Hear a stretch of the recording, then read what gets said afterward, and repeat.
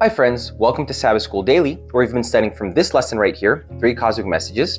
This week we're studying lesson number 5, which has the title, The Good News of the Judgment, and today we're studying Sunday's lesson, which has the title, The Significance of the Judgment Hour. The question that's addressed by today's lesson is, why does God have to judge in such a public and transparent matter? After all, couldn't God just snap his fingers or blink his eyes and have this whole matter done with? Of course he could. God is all-powerful. But because the accusation made against God was a public accusation made by Lucifer, the accusation that God was unfair, that he was a tyrant, that he was cruel and a dictator, because that was publicly done, God had to answer in a public manner if he wanted to vindicate his character to the entire universe. You see, God values freedom. God values liberty and free will. And so because he gave free will to his created creatures, he opened himself up to the emergency of sin, to the emergency of rebellion. After all, if you grant someone freedom, they are free to go against what is God's will, right? What is the best way? And that's what we find in Lucifer. The foundation of the accusation was that God could not sustain the two attributes of his character, love and justice, at the same time. Either God was love or God was just, but he could not be both. The way that Lucifer attempted to demonstrate that reality was by the downfall of humanity, right? Adam and Eve. In deceiving the human family and deceiving Eve and getting her and Adam to fall, which was done out of their own free will as well, but that's a whole other matter, he thought that he had cornered God, right? Lucifer thought, well, God will have to demonstrate that either he is just or he is love, but that he cannot be both. After all, on the just side of God's character, the Bible says in the book of Romans that the wages of sin is death. So because they sinned, God would have to execute them. Adam and Eve would have to die. But at the same time, the Bible says in 1 John 4:8 that God is love. He who does not know God does not love, for God is love. Or he who does not love does not know God, for God is love. So in these two apparent extremes, Lucifer saw an apparent contradiction.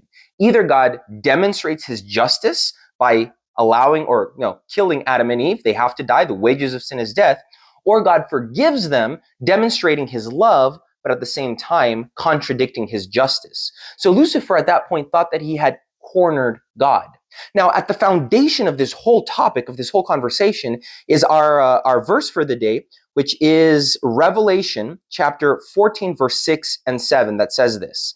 Then I saw another angel flying in the midst of heaven, having the everlasting gospel to preach to those who dwell on the earth, to every nation, tribe, tongue, and people, saying with a loud voice, fear God and give glory to him, for the hour of his judgment has come, and worship him who made heaven and earth, the sea, and the springs of water. So the question that is added onto this topic with this verse is, what connection does the everlasting gospel to the judgment hour have? Why would these two be connected? And the answer is simply because you cannot have one without the other.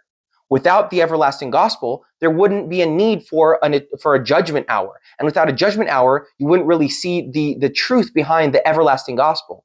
You see, in deciding to judge, in deciding to commit to a judgment hour, God is vindicating his people. He's protecting his people.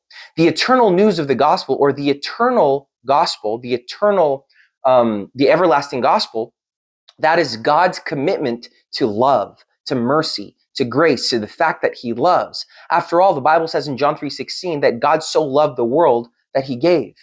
And so in here, in the everlasting gospel and in the judgment hour, we see both sides of this whole drama, of this whole conversation. On one side, with the eternal gospel, with the everlasting gospel, you see God's foundational attribute of love.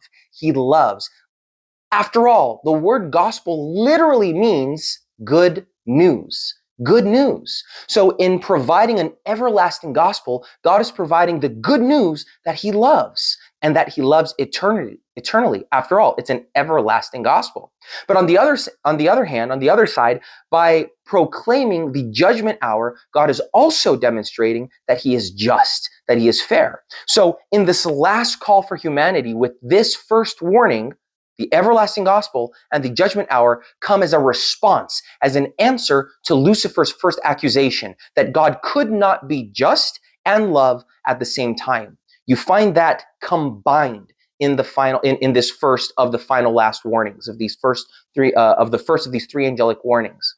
A more clear, or perhaps a more demonstrable answer to Lucifer's foundational accusation is in the fact that at the cross, God answered the apparent inconsistency of love and justice. You see, on the cross, God was absolutely fair. No one could ever say that more could have been done. But at the same time, at the cross, God demonstrated his eternal love. He demonstrated that he loves us eternally. He loves us intimately. He loves us fiercely in the sense and in the manner that he would give himself for us. So you see that at the cross, we find God's justice and his love embracing. And in the first of the last three messages, the last three warnings of these angelic messages, we find the same thing. We find that God loves, and so he provides an everlasting gospel. And God is just, and so he provides a judgment hour. You see, God is completely balanced.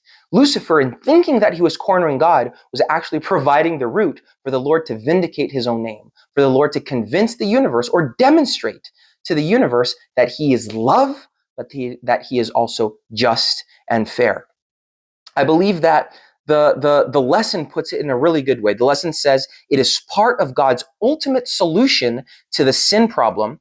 In the great controversy between good and evil in the universe, God answered Satan's charges on the cross. But in the judgment, he reveals that he has done everything possible to save us and to lead us to the cross. Friends, what the judgment hour and what the everlasting gospel, what the everlasting covenant, what the everlasting proclamation of his love demonstrates is that God judges because he loves, and because he loves, he judges. So I hope that today's sum of the lesson, this little recap, really encourages you. I know that this topic is a very passionate one for me. I love talking about this because the demonstration that God's judgment is a manifestation of his love is very deep, it's very profound, and very resounding. So the more we contemplate it, the more that we will be changed into appreciating God's character.